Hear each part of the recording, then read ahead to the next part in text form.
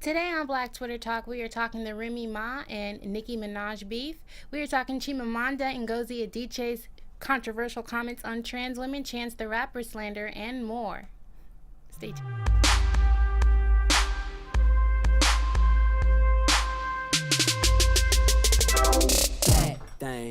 Hey, thanks for tuning in to Black Twitter Talk. We're back, y'all. Hey. I am your host, Angie. You can find me on Twitter at Angie_skates and on the gram at Big_Ange. What's up, you guys? I'm your girl, Kels. You can find me on Instagram and Twitter at TheUrbanGypsyLA. She's a bad thing. She a bad thing, too. That's why we like this song. I don't even know who this is. Anime, Japanese cartoons. What is it? No, I don't know how it's pronounced. Anime. I guess it's a group of black guys. I don't know much about them, but I hear this song often, and it makes me want to turn up. Bad thing. Hey. So let's just get right into it. Let's do it. Nicki Minaj, Remy Ma. I should flip that. It's the Remy Ma and Nicki Minaj beef. Yeah, can y'all tell y'all know who I think won? I mean, it's like it's out there, right? So I don't know. Okay, so apparently this beef is something that's been going on for since 2007. I was gonna ask you, like, how did it start? I don't know. Where did it come from? Because Remy came for Nicki's life, and I'm just like, what did she do to you, Remy? I don't know. So I'm not really a Remy or a Nicki Minaj fan, so I can't go back as far as 2007 and tell you what was going on musically with with either one of them. I just know that Remy Ma dropped Sheether, and it's like 6 minutes of just straight up bars, dissing Nicki, putting all her business out there, and it seemingly came out of nowhere. But I was just reading on Twitter, because, Twitter had the lowdown. And apparently it goes back as far as 2007. They were dropping subliminals. Every song is like a subliminal jab at each other. Mm-hmm. And I don't know, like, what pushed Remy over the edge. I think it was the Gucci song that she did with Gucci. And she said something about love and hip-hop and this and that, and she kind of came for her. I didn't even hear that one. Yeah. I didn't even hear that one either. I think the song is called Make Love. That's in my rotation. I like that song. So what did she say? You said something about love and hip-hop, and then she was just talking about how she the queen of rap, like you got to put out numbers, and she's just like, oh, you had a hit, bitch, where, or something like that. I don't know. Okay. Well, yeah, And then Remy came for her with Sheether, and then it took 2 weeks. It was like 2 weeks of silence. First, Nicki was like tweeting on Twitter, and people. What did Issa Rae tweet? She tweeted something about, "Don't meek this up, Nicki." That's a good one. That was really good. That was funny. I was out of the country when this happened, so I wasn't really on Twitter, but I think I got on Instagram and I saw like the image for it, and I'm like, yo, Remy came for Nicki. Like, I got super excited. I hurry up, had to find Wi-Fi. It's like, I have to listen to this. I have to know, at least if I don't know nothing else that's going on in the States, I want to hear the diss. Yeah, you do. And it was exciting because I feel like that we don't really get that as much in hip hop anymore, like the actual beef. So that was exciting, especially for two female MCs. I mean, like, historically hip hop is dominated by men, so when you have two MCs that are in the forefront that are doing a public beef, like, that's exciting. That's something that's relevant to me. Otherwise, I would not be checking for Remy or Nicki, honestly. Mm-hmm. But that's the part that makes me feel like that's why Remy put it out, is because she needed some extra. Stay relevant. Yeah, because I mean, she cool. She's featured on some hits, but did you know that she just recently dropped an album with Fat Joe called Platas or Plomos or something? Oh, yeah. No, see, nobody knew that, and I think this is, again, to co-sign that's why she put this out. But at the end of the day, even at the beginning of the day, and even last week, Remy Ma killed Nicki Minaj. Like, I feel like she has the potential to come for her, like, with bars. I think that's because Remy comes up in that age of battle rapping. Like, because on that disc, there's no chorus, there's no hook, there's nothing. It's just as if you're in the ring and you guys are battling it out. And what my hope is that it makes Nicki come harder with the way she delivers her next album or whatever, because I feel like she's so pop. I want a real rap album from her. I want a real hip hop album. Did you hear the diss that she did?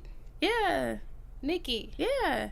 That wasn't like real rap. It was still real poppy, and she didn't jab back at her. So I'm just gonna have to say, I don't know, number wise, Nicki, of course you're doing more sales. Like when she was locked up, you had it, but Remy, she's pooping on you. I know, because Nicki has been very clear that she's not really worried about the art as much as she's worried about the money. And her whole crew apparently is on the same wavelength. And I'm not mad. You got family to feed, girl. Do your thing. But sometimes I be like crossing my fingers that we gonna get a real hip hop album from her and like really see her be the queen of whatever she claims to be the queen of. You know what I would like to see? What's that, girl? I would like to see Remy beef with the male MC. Really? I want to see some of that happen. It's always, female rapper. The only reason why I'd agree with that is because I don't know another female rapper that's really gonna come for her on that level. So it might need to be a male because it would be dope to like really see a back and forth battle. Yeah, I mean that's part of hip hop culture, the beef. Yeah, it is.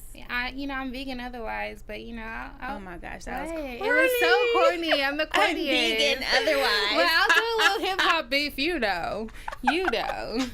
Anyway, Remy won the beef, and that's as much as I've ever talked about either one of them. Right. Let's talk about Chimamanda Ngozi Adichie. Okay, so we all know that she's a writer. She's a feminist.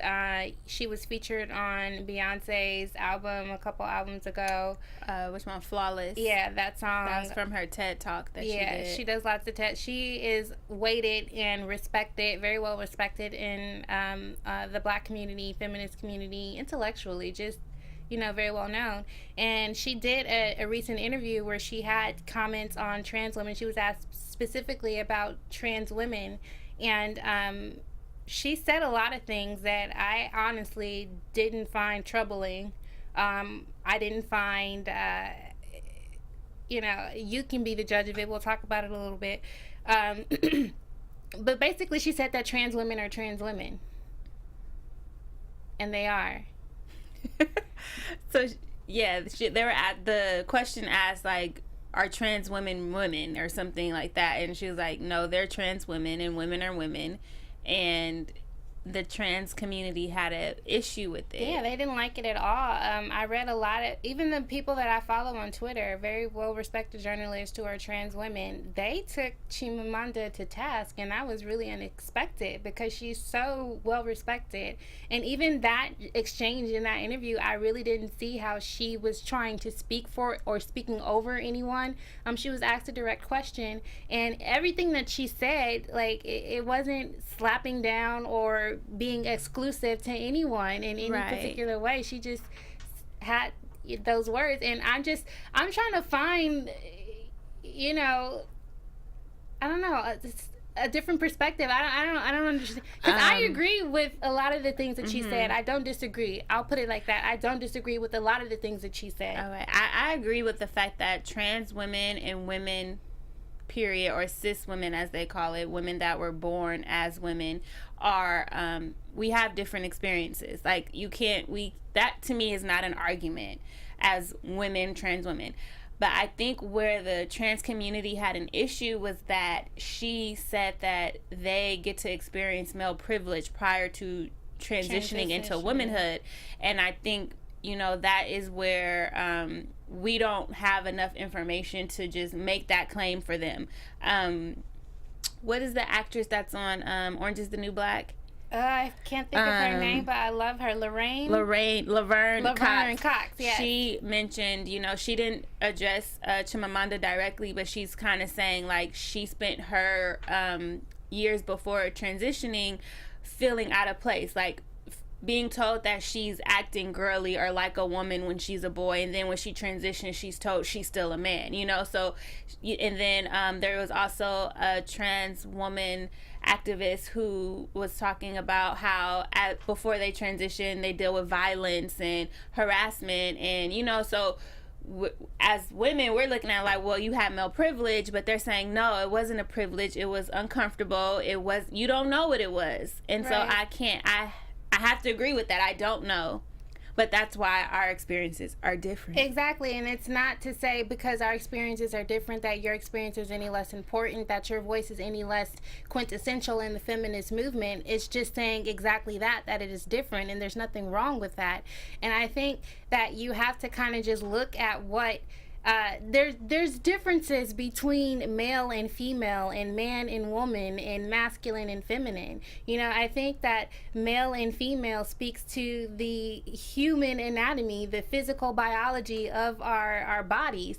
And I think that man and woman is a social construct. It's a societal role. It's something that we've created as a means for us to function in society. And I think that masculine and feminine speaks more so to the vibrational frequency of our spirits, you know.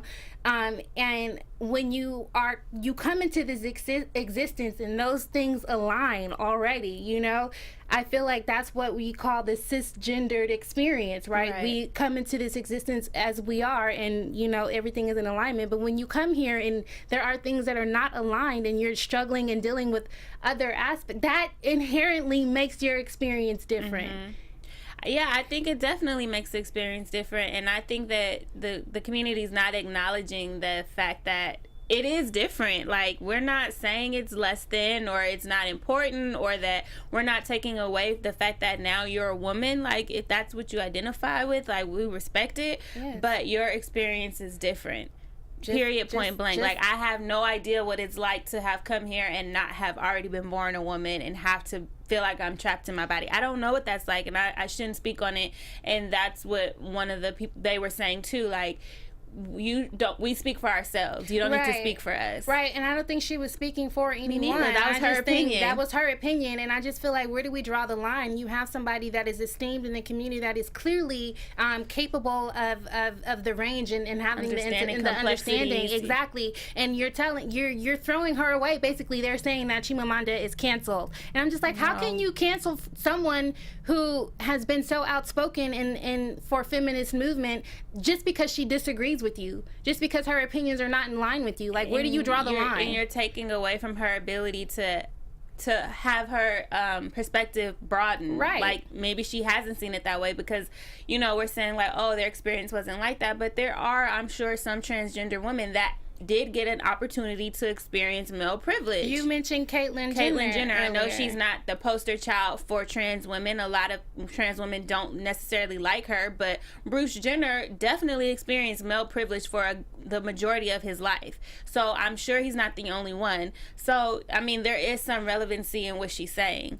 But somebody said, Raquel Willis actually said she's the one that faves on Twitter. She's the one who was going really hard about this, and she mentioned that she feels that women are threatened by transgender women the way that white women are threatened by black women.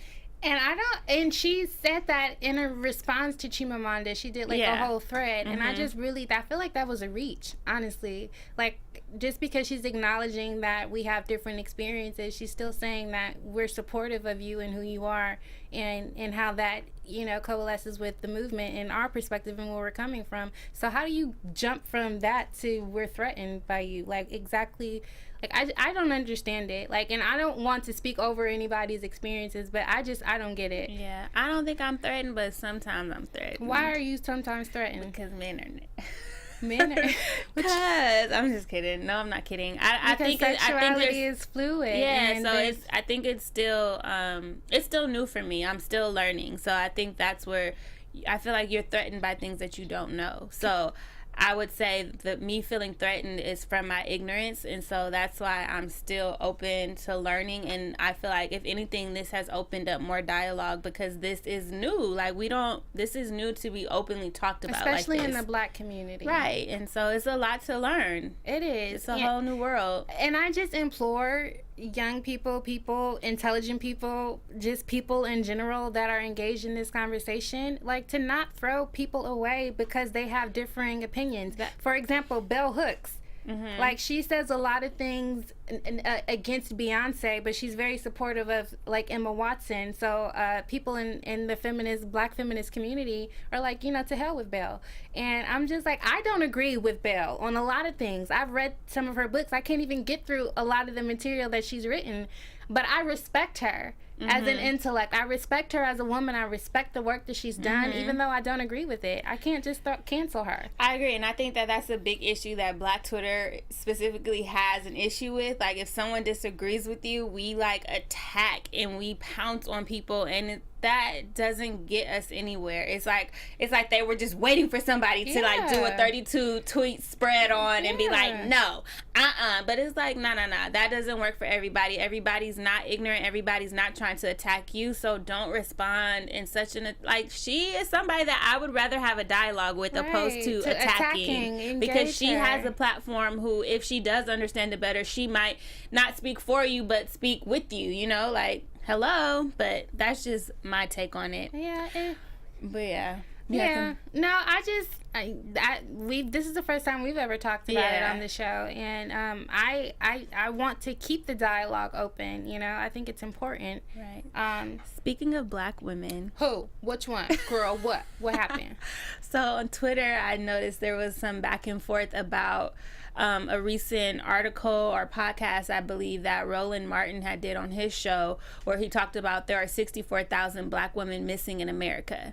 And Jamila Lemieux had went in on the tweets, and because she had got responses about there's about 1.4 million black men missing, right? Did you see that? I did see that. Jamila has been tweeting about it incessantly. Yes. So I just thought it was interesting because apparently there's 64,000 Black women missing. Where they at? And then the people, where are they? They're in the article. They're not in jail. They're not dead. And that's where the 1.4 million Black men that are missing, that they were trying to argue with Jamila about.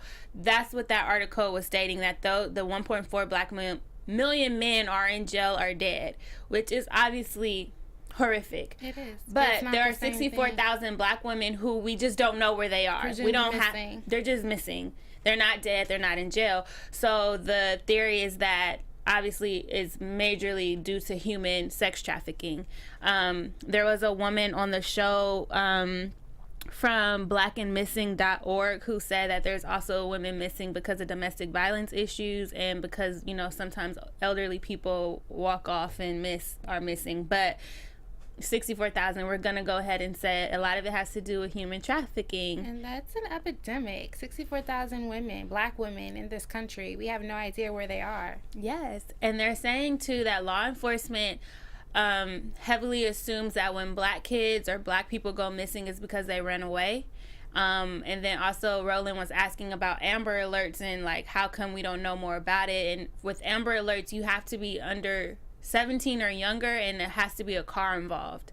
So a lot of these women, 2/3 of the women that are missing are over 17, and so there's not going to be an Amber Alert. Law enforcement assumes that they just ran away, and media doesn't cover it unless you look a certain way. So it was just interesting. And so when we see those posts on Twitter where it's like a girl is missing, they're saying that when we share that, it actually helps because nobody else is covering that information. So I just wanted to share that. I see those a lot. I see them a lot. And they are shared very widely amongst Twitter. And that's, again, another reason why I think Twitter is so powerful, because it does connect us in a way that we otherwise would not be connected if it's not for these platforms that we have socially, digitally, online. I don't know, but where they at? I don't know, man. That's crazy. Like, where are they taking them? I don't know. Chance the Rapper. We love Chance. We love Chance. We are going to protect Chance fiercely here. Hashtag Team Chance. You don't come for Chance. Okay, so if you guys are not aware, Chance the Rapper, he's a great musician, young kid. He just donated $1 million to Chicago public school system. It was covered in the Chicago Sun-Times. Literally, less than 24 hours. The next day, Chicago Sun-Times publishes an article on the front page about how Chance the Rapper doesn't pay his child support. Like, what the heck? Like, what are you doing? Why are you trying to soil his image? Chance the Rapper then puts out a video response of him and his child's mother and his child. They're all there together as a family. And he pretty much just says the claims are false. And his daughter even has something to say. And what did Chance say that she said? Something about get the F back or something like that. Sun Times or something. Yeah. So that's pretty much the message that I'd like to reiterate. It's like, what the hell? Like, what are you doing? So before he donated the $1 million to the Chicago schools, he had actually met with the governor of Chicago, right, discussing the education system, and there was like a large, like, what was it, 21 million or 200 some million that was Chicago was supposed to be putting towards education, and they put it towards something else. And so Chance goes and he's like, it's okay, it's not a loss, I'm gonna come up with the plan, and he donates $1 million from his own assets. And so now we're gonna say he's not paying child support. Now, mind you, if you follow Chance, he's always with his daughter. Always. So what is, even if it was true, why does he need to pay child support if he's actively in his child's life taking care of his kid? He did the So Gone challenge. It was dedicated to his child's mother. And I always see him with his child's mother. Yeah, that's what I was about to say. I always see her around, like, if they split or not, I don't know. But he's always lovingly interacting with her and their daughter that they share together. And I'm just going to go out on a limb here and say, if he's going to donate $1 million to kids he doesn't know, that he's going to take care of his own.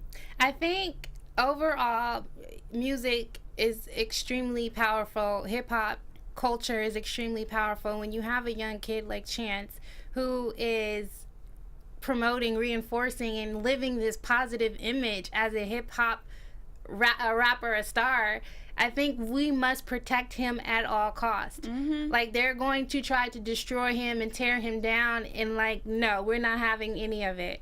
Because he's bringing soul back and spirit and gospel. Like, he's just doing so much important work. And I'm a little taken aback. The woman who wrote this piece, she's an older black woman. Somebody done called her and said that they were a false tip. That's why they did it. She didn't know. She didn't know? I don't but know. She's a journalist. What are you talking about? Somebody said, I am a source, an anonymous source, and I have a story for you, woman. And it was the governor of Chicago. That's what everybody was saying. It was a setup to take the heat off of him, or the attention off of him, to create this drama around Chance. And sure it was. But we see you. We see you, Chance. Mm-hmm. Okay, speaking of people trying to talk mess about black families or whatever in the spotlight, did you see the Sierra maternity photos, and what did you think? I didn't think anything of it. Like it's Sierra, she naked, her son is naked, and we assume Russell naked, but we don't know. I don't think Russell's naked. All we see is this strong arm supporting the family. Which is beautiful to me. At first, when I first saw it, I was kind of like, where are those other hands coming from? I'm confused. It was weird. Yeah. But then when I realized, I was like, oh, that's cute. But then I started seeing posts about, why is she naked holding that grown baby? The baby grown. I'm confused. It's a grown man baby. Like, really? And then they're like, she's naked and he's on her titties. I'm like, bruh, that's her son. I'm sure she's naked around him all the time, and bathing him. He's sucking on them things all the time. Like, what you mean? Well, he's older. He shouldn't be sucking on them by now. He a toddler? No? Is he 2 or 3? He has to be like 2 or 3. Toddlers can suck on titties. I mean, boobies, breast. For sustenance. They shouldn't be by that age, right? They got teeth and shit. I wouldn't be doing that, but there are some who do it, and I feel like if you want to hold your baby naked and take a maternity photo, go do your thing. She probably y'all tripping. Would I have done it? I don't know, but she did it, so what? Who cares? People had an issue with it. They need to let her live. And then somebody was like, Russell's naked around him. If I was Future, I'd be mad. Be quiet. Be quiet. That's a Future song. Is it? It needs to be quiet. Future needs to. Never mind. If I don't know what's happening today. We just real loose, loosey. But yeah, that was it. I was just curious. What y'all think? I think that Ciara needs to do her thing, and y'all need to mind your business. Hello. That's it. Go worry about your own family. But I want to ask y'all before y'all go mind y'all business. Did y'all see Get Out? Did you? Did you? So Jordan Peele, I think the budget was like 4.75 million or something like that, 4.5 million. Oh, I thought it was 47 million. It's only 4.5. 4.5 million budget. Whoa. They grossed 100 million. Like I read it wrong. Yeah, you did. They grossed 100 million. I thought it was 47. Dang, 4.5. Yeah, man. That's a whole lot. And it's a great film. If you haven't seen it, you need to go see it. What did you think? It's amazing. You definitely have to see it. I don't want to give anything away to the people that haven't seen it, but I don't think I've ever seen a film where the antagonist is liberalism, liberal white racist. Like I don't know. I haven't. It's go see it. It was comedic. It was scary, and it was political, and it was very well done. Yeah, it was shot beautifully. Yeah, I think. I don't know. I'm speechless. Jordan. It was amazing. It was. You know what? Jordan has been doing his thing for a long time, and this is his first feature as a director to go to do 100 million. Like this, he's breaking records. This dude. And he said he has more. He said this is the first of several that he already has ideas for. So I'm pretty sure we're gonna see a lot more of them. I'm excited for him. So let me tell you, I tried to go see it in the hood because I wanted to see it with black people, because it's a different experience when you see something that's about race or about black people with black people versus the white people. But it was too crowded. I couldn't go. So I went today and I ended up watching it with majority white people. And so I ended up being that girl that's like, oh, hell no, you better get out of there. I'm like, oh, shit. Oh, kill that bitch. Like, I wasn't that loud, but I was loud enough. Yes, she was, y'all. Yes, she was. People around me was like giggling and stuff. And then it was interesting because as we're walking out, there was a Latino man who was like, oh yeah, I'm never dating a white woman now. And so then the white woman in front of us could hear, so you could see her feel kind of uncomfortable, like, well, we're not all like that or something. And I'm like, this is funny. Did you see the meme of Kanye West? And now it finally made sense to me. I thought that, yeah, because when I first saw it, that's what made me get up and go, oh, like, okay, I don't understand all these memes on Twitter. Like, I need to go see it before they ruin it for me. People on Twitter, when they said that when he was close to reaching the 100 million mark, people were saying that I'm just going to buy 3 tickets for the movie. I'm not even going to go. I already saw it. I'm just going to buy it to help him get over the mark. I was like, that's just love. I love it. But like everybody I know who saw it was like, I'll go see it again. Like, you need somebody to go see it with you. Let's go see it again. I'm just like, okay. Yeah, I've known a few people who've already saw it twice. I'm down to go see it again too. I'd watch it 2-3 times. It was cast very well. It was very well done. Did you guys hear Sam Jackson's comment? I didn't hear it. Okay, so he was interviewed and he was saying that the film is great, like he supports it and everything, but he was just noticing the trend in Black Hollywood is that they're casting more British people in so-called American roles as opposed to actual Black Americans. And I'm just like, Sam, bruh, look, part of the diaspora is that, you know, just because they got dropped off, you know, a little bit sooner or in a different direction from us, please believe that we Black wherever we go. Like, and come on, bro. Racist. So just because they're British doesn't mean that they can't cope or grasp the ideology behind American racism. Like, that's ridiculous. That is true. I feel like as an actor, I might feel some type of way about it if I'm trying to go out for a role and that's my competition and they keep winning. But at the same time, that's very true. Like, we Black at the end of the day. And speaking of that, I was in South Africa, Cape Town, and Johannesburg. That's why we've been missing in action. Yes, y'all. I was out there getting my whole life. And it was interesting because I was talking to some South Africans in Joburg, and they were surprised when I told them that we still deal with racism out here. And I'm like, you don't know? And the only thing that realization that they had about that was the recent police brutality. Outside of that, they thinking that we just good out here. And I'm like, yo, that's not it. Like, that shit that you see on video, that's been going on. You just now seeing it. Like, it's been happening. And they were surprised. And I thought that was interesting. And then they're still dealing with racism out there. I know. What are you in South Africa? Did you like... Okay, so out there, I'm Black. But then you would probably be colored. That's what everybody keeps telling me. I would be colored. And what colored is out there is like you're biracial, so to speak. Even if you're not. Even if you're not. And then they have different in the townships. Well, not in Johannesburg. It seems like Johannesburg is a little bit more black but more mixed, and it has a little bit of everything. But in Cape Town specifically, the townships are separated, so there's the blacks and then there are the coloreds, and they don't really mix with each other.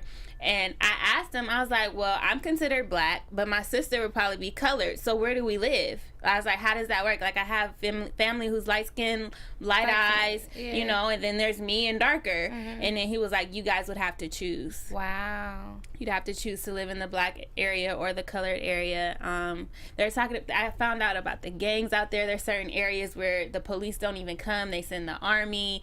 What else did I find out about the drugs? They have crazy drugs out there, bro. Like, it's kind of scary. What kind of drugs, bro? I don't remember what they were called, because Cape Town had different name drugs than Johannesburg did, but somebody told me the stuff that they mixed in one. I'm just like, who would even do that? Like, that just sounds like death. And they look dead. The people who do the drugs out there. What else? It was something else I was gonna share about all of that. Oh, in Johannesburg, they were saying that if there's a crime committed or something and the police gets caught, if it's a black person or a colored person, they send out black police only. And if it's a white person, they send out white police. Like, a white person can't police the other and vice versa. That might not be a bad idea. Right? Even though I've had some asshole black cops, I don't know. That might not be a bad idea. But sometimes they almost seem like they're assholes because of their partners. Yeah. Yeah. I don't know. So I thought that was interesting. But see, Sam Jackson, this is just one indication that you black everywhere you go, even if you're in America, even if you in Britain, the UK, wherever you at. But yeah. It's all love, though. I love black people. I love being black. I love most people. Most. I love everybody except for Tommy Lahren. Oh my gosh, why do you even say her name? I don't know. Anyway, thanks for tuning in, you guys. That's how we're going to end the show. That's how we're going to end the show. Oh, we love everybody except her. Okay. You guys, thanks for tuning in. I am your host, Angie Skates. You can find me on Twitter at Angie_Skates and on Instagram at Big_Ange. And I'm your girl, Kels. You can find me on Twitter and Instagram at The Urban Gypsy LA. Bye!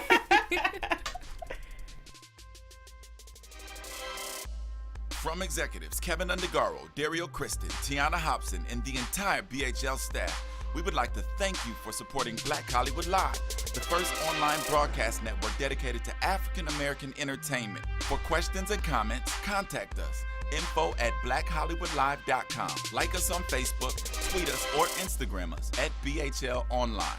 And I am the official voice of Black Hollywood Live, Scipio. Instagram me at KingXOBay. Thanks for tuning in. Redefined.